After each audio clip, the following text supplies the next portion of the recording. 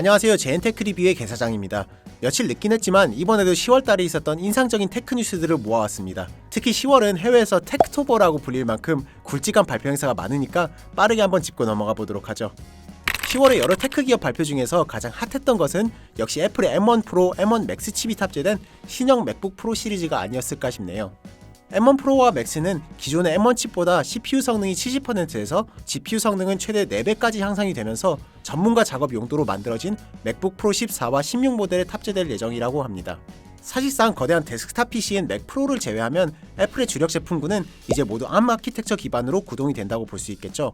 성능만 놓고 보자면 이제 ARM 기반의 애플 실리콘은 고사양 노트북까지 대체할 수 있을 정도로 좋아진 것은 맞지만 아직은 M1 칩에서 기존의 X86 프로그램들의 호환성이 떨어진다는 문제는 꼭 해결해야 될 과제일 것으로 보입니다. 그 외에도 이번 애플 발표에 대해서 할 얘기가 정말 많지만 지금 다루기엔 너무 많으니 궁금하신 분들은 우측 상단에 별도로 마련한 영상 링크를 참고해 주시기 바랍니다.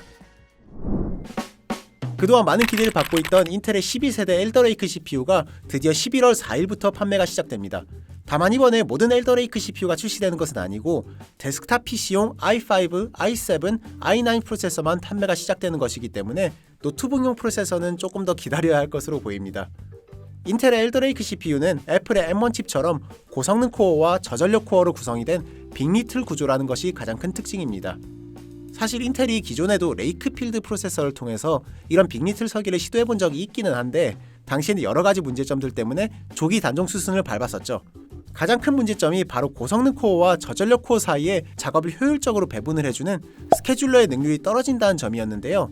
이번 엘더레이크 CPU는 명령어를 처리하는 디코더가 4개에서 6개로 늘어나고 보다 빠른 DDR5 램 규격이 적용됐기 때문에 스케줄러의 효율이 개선이 될 것으로 기대가 됩니다. 그런데 현재 공개된 정보를 보면 엘더레이크 CPU의 전력 소모와 발열이 조금 걱정되긴 하더라고요. i5 12600K는 최대 150W, i9 12900K는 최대 241W로 데스크탑 CPU라는 점을 감안해도 요구 전력이 상당히 높아서 일반적인 쿨러와 파워 유닛으로 감당이 될지 걱정이 되네요. 물론 AMD도 손 놓고 놀고 있는 것은 아니겠죠. 젠3 플러스 아키텍처 기반의 라이젠 6000번대 렘브란트 CPU의 벤치마크가 유저 벤치마크 사이트에서 포착이 됐습니다. 렘브란트는 기존의 배가 내장 그래픽이 나비2로 변경이 될 예정이고 DDR5 램 규격도 지원이 되기 때문에 여러모로 성능이 큰 폭으로 향상될 것으로 기대가 됩니다. 아직 렘브란트 CPU의 정확한 출시 시기에 대한 언급은 없었지만 내년에 인텔의 엘더레이크 모바일 CPU 출시 시기와 비슷하게 잡히지 않을까 싶습니다. 대략 보자면 2022년 1, 2분기쯤? 10월 5일에 출시된 윈도우 11이 일부 라이젠 CPU가 탑재된 시스템을 느리게 만든 현상이 있었습니다. 윈도우 11의 작업 스케줄러가 라이젠 CPU의 L3 캐시 메모리 속도를 지연시키는 것이 원인이었다고 하는데요. 윈도우 11은 인텔 엘더레이크 CPU의 빅리틀 코어 구조에 알맞게 작업 스케줄러 시스템을 조금 변경했다고 하는데 이 스케줄러가 기존의 라이젠 CPU와 호환이 좋지 못했던 것이 원인일 것으로 추정이 됩니다. 인텔의 엘더레이크 CPU 출시가 코앞으로 다가온 가운데 AMD와 마이크로소프트가 이 문제를 얼마나 빨리 해결해낼 수 있을지 귀추가 주목됩니다. 최근에 유럽연합이 환경보호를 위해서 모든 소형 전자기기 충전 단자를 USB-C로 통일하겠다고 발표했습니다. 애플은 이에 대해서 모든 규격을 통일하려는 움직임은 혁신의 걸림돌이 될 수 있다 면서 반대의 목소리를 냈는데 글쎄요, 그저 아이폰의 라이트닝 포트에 대한 로열티 수익을 포기하고 싶지 않다는 소리로만 들린다면 제가 너무 삐뚤어진 걸까요? 어쨌든 유럽연합은 10년 전부터 전자기기의 충전 규격 단일화를 주장해왔기 때문에 많은 전문가들은 애플이 아무리 반발하더라도 이 법안은 통과될 가능성이 높다고 주장합니다. 과연 그렇게 되면 애플은 결국 라이트닝 단자를 아예 포기하게 될 것인지 아니면 USB-C 타입의 유럽 버전 아이폰을 따로 판매하게 될지 여부도 전 개인적으로 궁금하네요. 삼성이 최근 언팩 행사를 통해서 갤럭시 Z 플립 비스포크 에디션과 갤럭시 워치와 버즈의 메종 키친의 콜라보 제품을 공개했습니다. 기존에도 전자기기와 유명 브랜드와의 콜라보는 자주 해왔기 때문에 특별하다할 것은 없지만 저는 개인적으로 이 콜라보 에디션들의 공개 시기가 상당히 마음에 들지 않더라고요.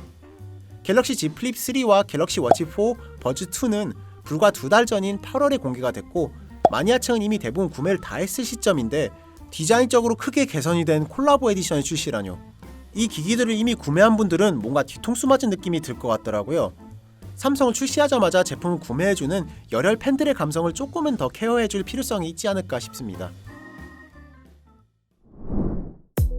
블루투스 SIG 인증기관에서 LG의 신형 크롬북의 인증이 신청된 정황이 포착됐습니다. LG가 2014년에 크롬베이스라는 올인원 크롬 OS PC를 만든 적이 있긴 하지만 제가 알기로는 노트북 형태의 크롬북은 처음일 거예요. 북미에서는 코로나 사태 이후 크롬북 시장이 점점 커지면서 2021년 기준으로는 크롬OS가 맥OS보다도 점유율이 높은 상황이기 때문에 LG 입장에서는 전략적인 시장 진입을 시도하는 것이겠죠.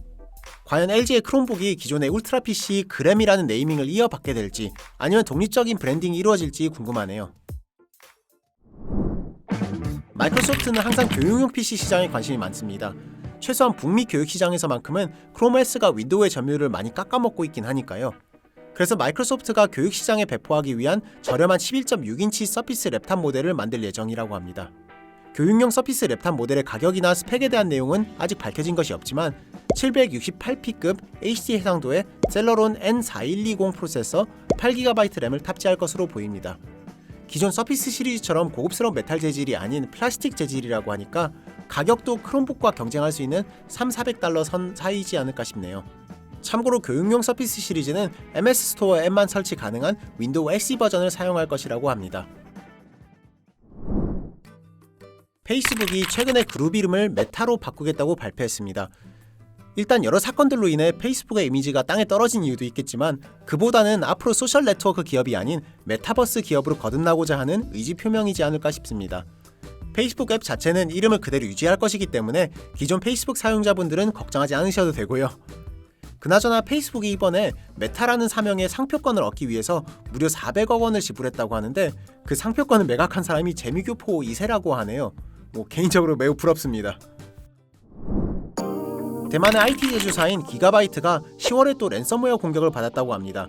불과 2달 전인 8월에도 비슷한 랜섬웨어 공격을 받았었는데 대형 IT 기업 중에서는 유례가 없을 정도로 공격을 자주 받는 것 같아요.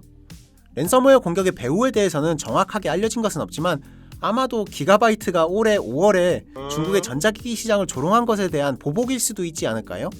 이상으로 제가 준비해온 10월의 뉴스들은 여기까지입니다. 아무래도 12월까지는 노트북 시장에 큰 변화는 없을 예정이라서 당분간은 신제품 소식은 생략이 될 예정입니다. 아마 12월 말이나 2022년 1분기부터는 신제품 소식이 쏟아질 것으로 예상이 되니까 궁금하신 분들은 제인테크 뉴스 한 달에 한 번씩 꼭 챙겨봐 주시면 감사하겠습니다. 그럼 다음 달에 또 봐요.